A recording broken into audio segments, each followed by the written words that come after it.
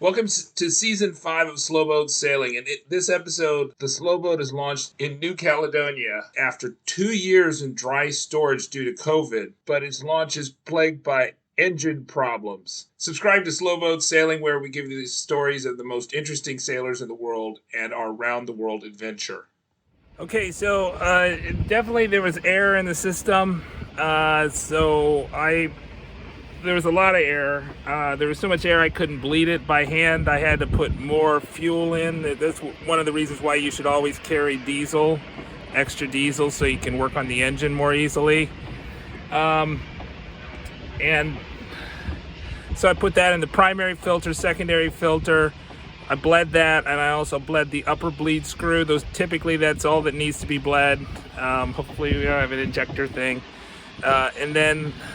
But it's possible because I really tried to run it. So I'm just going to try to start it here. Wish me luck. I think I figured out the problem. The fuel line was closed, and that explained a huge amount of air in the primary filter. So I'm going to start it up. I bled it again, put it in a new primary filter element, and this should work. But given the 3 failures so far, I'm not so hopeful. So as you can hear, we're under power. It's a lot of breeze. We're going dead downwind right now. I'm just not going to do a downwind leg for 10 minutes. We're actually making our turn right now, and we'll probably get out the general after this. And I'm probably going to let out the main a bit more, maybe go up to the second reef. Right now we got the third reef in, and it feels like we got a lot of wind. I've got a feeling that the passage coming up, we're not going to need to get beyond the second reef, probably, the way it's looking, except for maybe late in the passage. The issue was I must have closed off the fuel line. Maybe when I was pumping out the old fuel that had been there for 2 years, I thought, well, maybe I should close the fuel line, and I never opened it back up again. And so that was why I bled the engine 3 times. I bled the engine 3 times, but I kept on getting a huge amount of air in the primary filter. You can see I've not got you can hear in the background I don't have the cockpit optimized for the least amount of sound either. You know, first shakeout cruise in 3 years essentially, thanks to COVID. COVID sucks. Sailing's cool.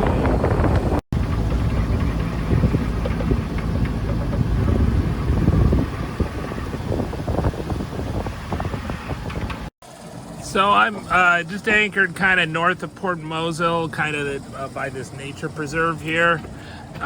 You know,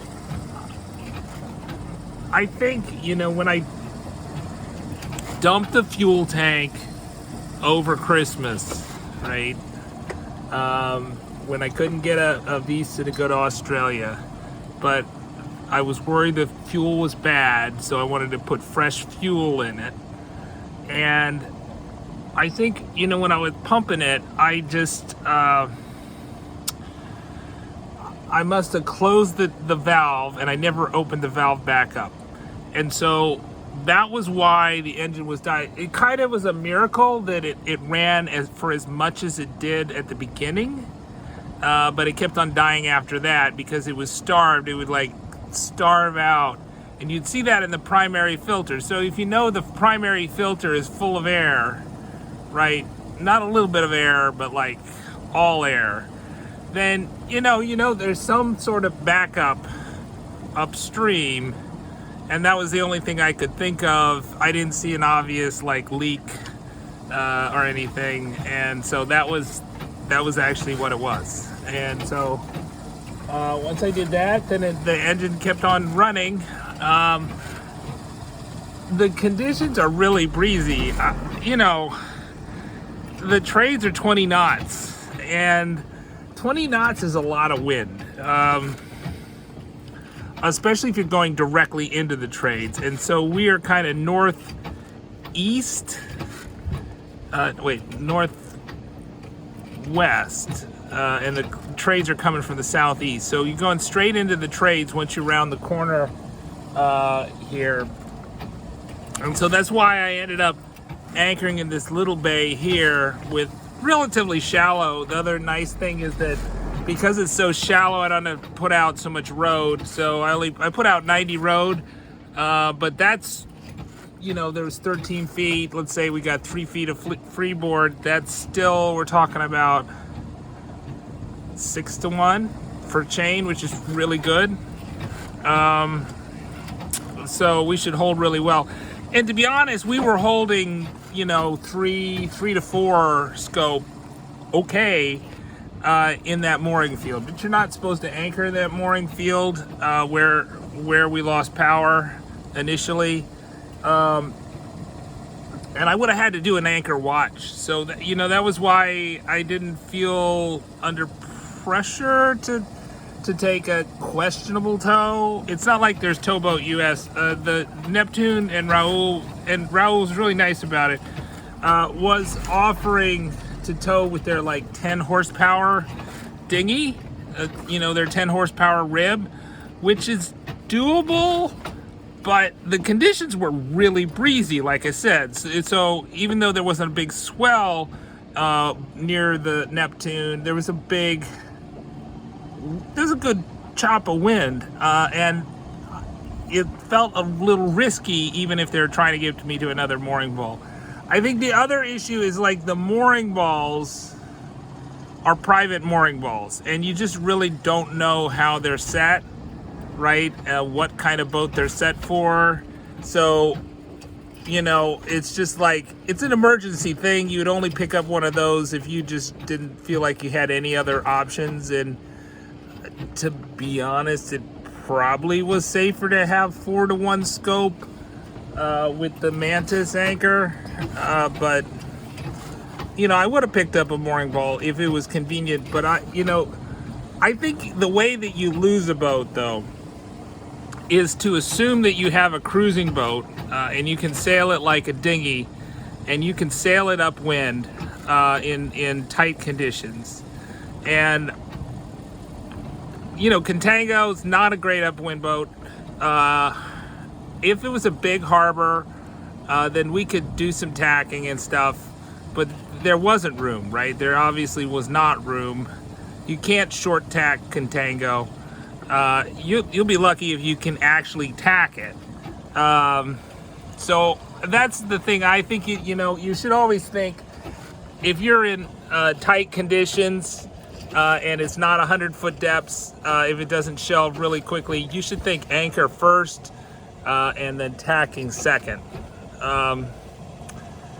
Yeah, I mean, I think that was the other thing. If the wind was if the wind was blowing off the land, then I probably could have sailed to a better anchoring spot in the bay. The bay has kind of relatively depths, the bigger bay, but it was pretty choppy. I anchored in one part of the bay before. There was a cruise ship that was relatively near where I was thinking of anchoring, so that's why I tried to go all the way to Port Moselle or Ilot Maitre, where they have the mooring balls at Ilot Maitre, the resort there, the nature preserve.